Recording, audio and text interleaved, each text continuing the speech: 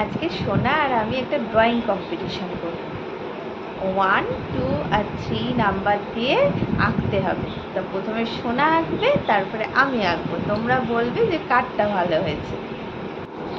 সোনা প্রথমে ভুল করে একটা বড় 1 লিখে ফেলেছিল, তো আমি ওকে পরের দাগটা এনে দিলাম। 1, 2, 3 তিনটে একই পেজে যাতে ধরে যায়। তো 1 দিয়ে প্রথমে আঁকছে হচ্ছে একটা ক্যান্ডেল।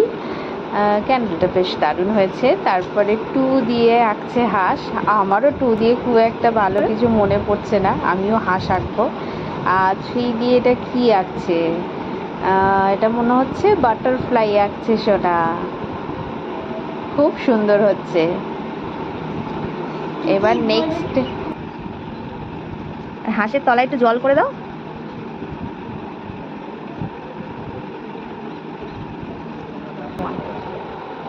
এটা দেখে দেখে করবে না কিন্তু, ঠিক আছে? ওয়াও, গান দিয়ে কি সুন্দর একটা কিছু বানিয়েছো। এটাই লেখা আছে না, এটা সোনার মা লেখা আছে। টু দিয়ে আমার মাথায় কিছু আসছে না। সোনার মতোই হাঁস এঁকে দিই। আমি এরকম মুখটা করিনি, আমি এরকমও করিনি।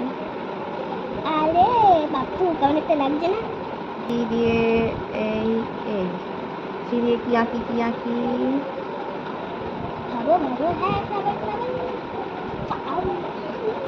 কাজটা ভালো হয়েছে কমেন্ট করে বলো।